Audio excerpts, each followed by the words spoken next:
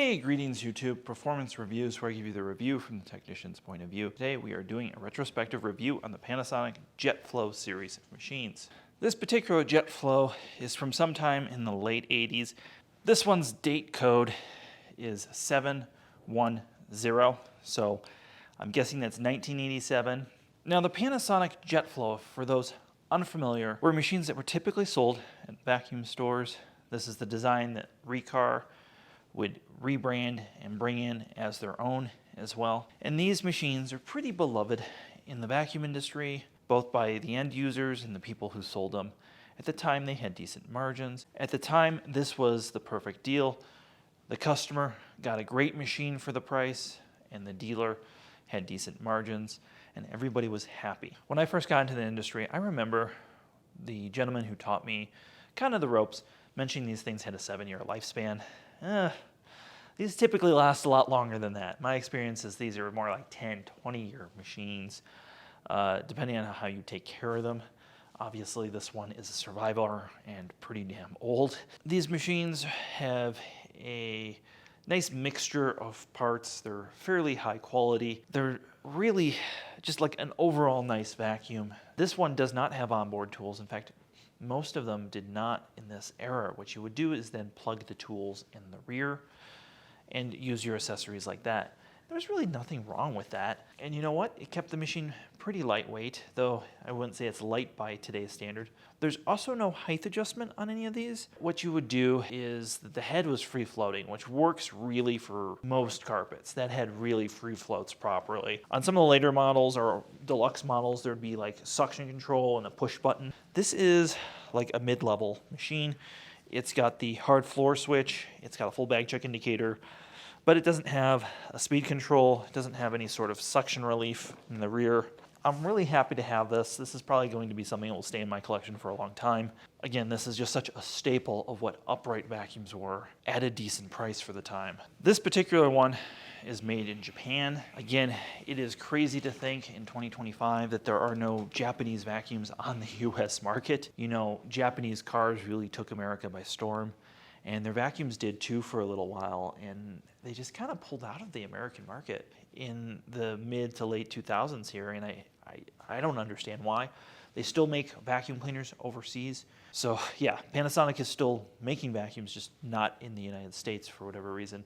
And like the Panasonic brand's kind of out of the United States. You don't see Panasonic TVs. I guess people aren't buying VCRs anymore, but they were big in that section as well. So you would expect to see like Panasonic stereo equipment. They made laptops as well.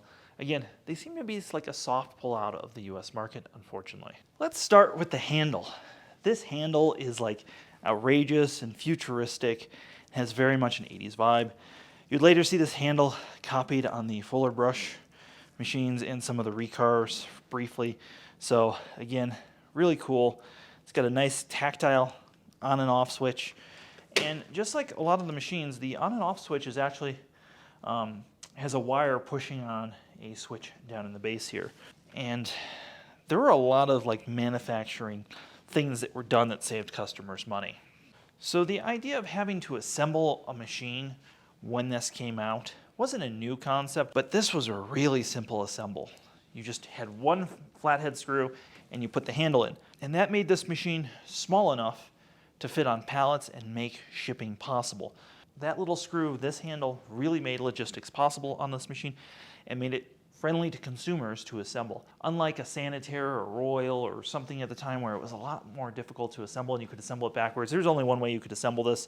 This handle is got an eccentric, basically stamping on it, so you can only put it in one way.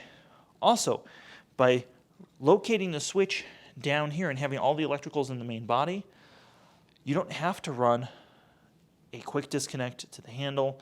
You don't have to have any sort of disconnect system. That saved the consumer a lot of money and still allowed them to make the machine compact for shipping. So that was quite innovative for the time, how they did that.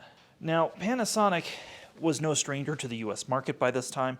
In fact, a lot of these machines are the bigger machines made for the US market. They actually have what I call like the 2/3 size uprights that were narrower and smaller.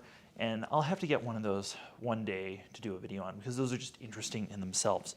So this has a full bag check indicator, and I said it didn't have a speed control. It does have a suction control right here, which operates. Let's pull this off. And there's no mechanism actually that moves up or down on this. This is just simply by deforming the plastic what holds this on. And you can see the suction control just bleeds off suction here, and there is a vacuum gauge here to show you when the bag is full.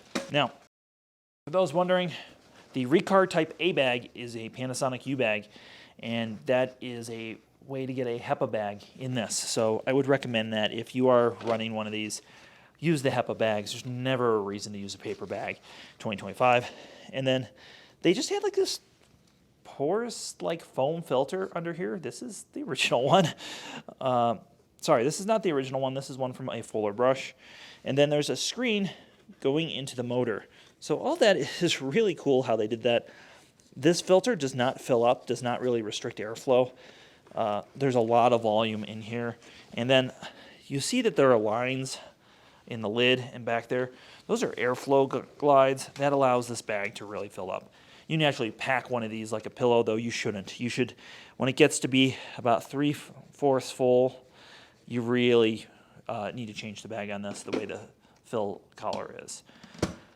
I guess lastly, the Panasonic bags that went in this had a gasket on them, which was a pretty big deal at the time. Unfortunately, the canisters did not get that gasket.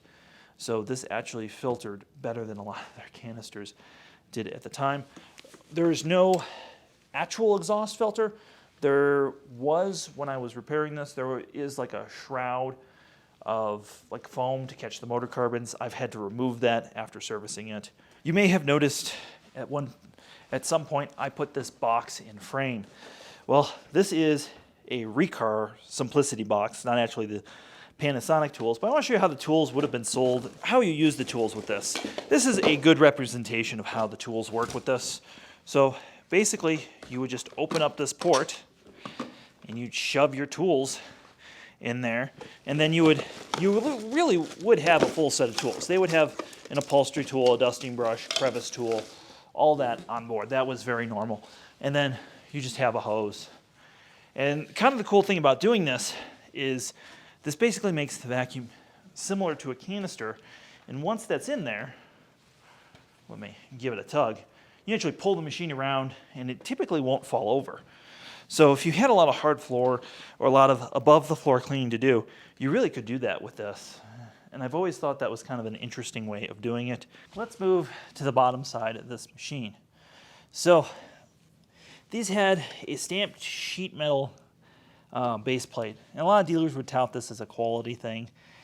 This really just makes it glide easy on carpet, and it grounds the vacuum for you. So that has an added benefit. The squeegee is kind of no more on mine, as you can imagine. For some reason, the squeegee doesn't go like the whole width of the machine.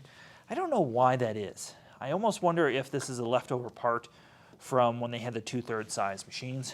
You may have seen my previous teardown a few years ago where I fully refurbished this machine. It's been that long since I've really had a chance to touch this machine. Now, one thing that was kind of innovative for the time is you just squeeze these, and you can get to the belts. There's this little door that opens up. There you go. You can see the diagram there. Diagram that shows you how to do the belt. Everything is clearly marked. All right, there is a lot going on here. So let's talk about it quickly. So there's a flat belt that drives this pulley, and then there's a round belt that drives the brush roller. And again, everything has front, everything has labels on it, so the consumer could figure out what they were doing. The brush roller ends are eccentric. There's no way to mess this up. And that's kind of the thing. At one time, you could interchange brush strips.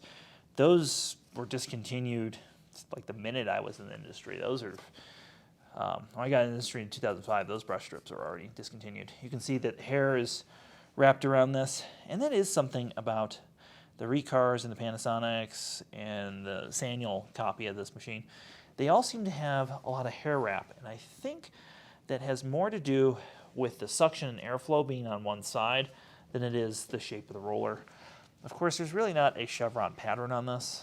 that could be it as well. Anyways, so what actually happens here, we're gonna turn the machine on, and I don't recommend you ever do this at home. You can take your finger off doing this. So you can see there what it looks like when you switch the brush roller on and off. It's actually just popping the belt off and moving it to one side. Everything, again, is very easy to get to. There's one screw you can get to the light bulb, which is in this metal housing that has more to do with heat dissipation. This guy, again, everything just kind of snaps together. This is meant for the consumer to be able to do this without any tools, and that was quite innovative at the time. Of course, at this time, Electrolux was already making machines that didn't require belts and were 2 motors and stuff. But the rest of the industry, this was pretty technologically advanced. A lot of the industry hadn't caught up to Electrolux at that time. So when we compare this to anything Eureka or Hoover was doing at the time, this is light years above that.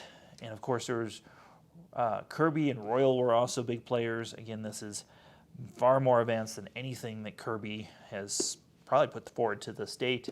I guess the transmission's pretty advanced in the Kirby, but when you look at the rest of the Kirby features, this vacuum has far more advanced features than anything, again, that Kirby currently makes in 2025. So this is really a cool machine and very Japanese in that way. And it has that feeling, that Japanese 90s, 80s car vibe to it. When you're picking it up and touching it, you can tell it's just like a quality machine and just very different than what we see today. Lastly, on the bottom here, it told you what kind of belts the machine took and bags.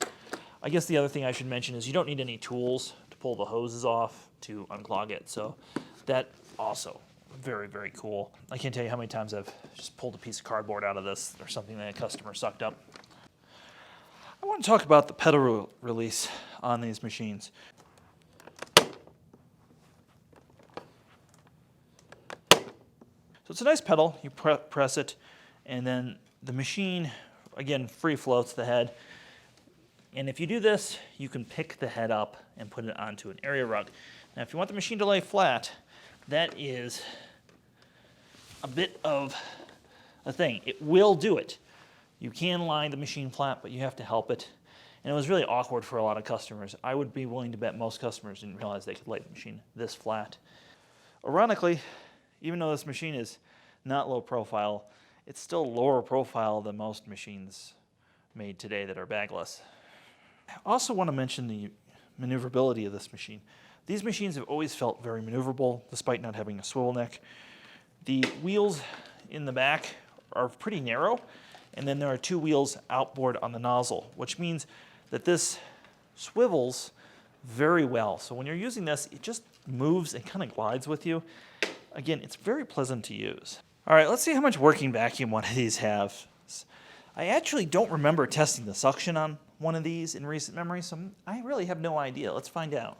Well, in typical Panasonic fashion, this has a suction relief valve, and you can see that with the gauge. So we got about 30 inches of working vacuum.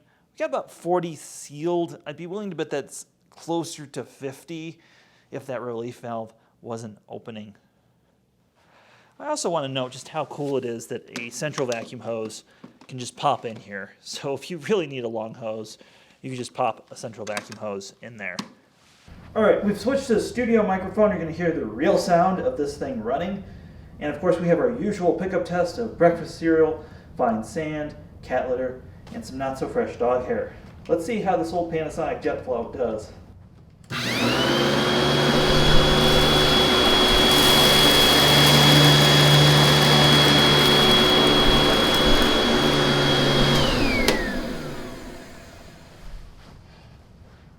So even though this has an asymmetrical cleaning path, it looked like it cleaned pretty damn symmetrically. Let's take a look. A little bit of sand on this side in this section. I don't know if that's going to come out on camera.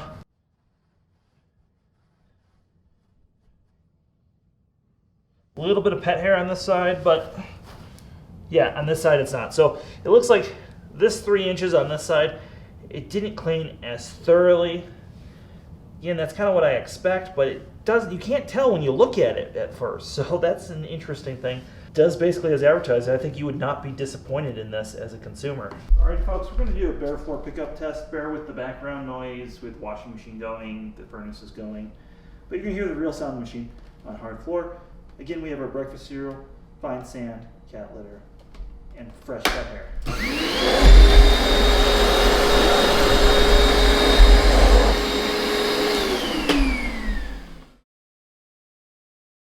Snow plowed, a little bit of cat litter around, along with some breakfast cereal.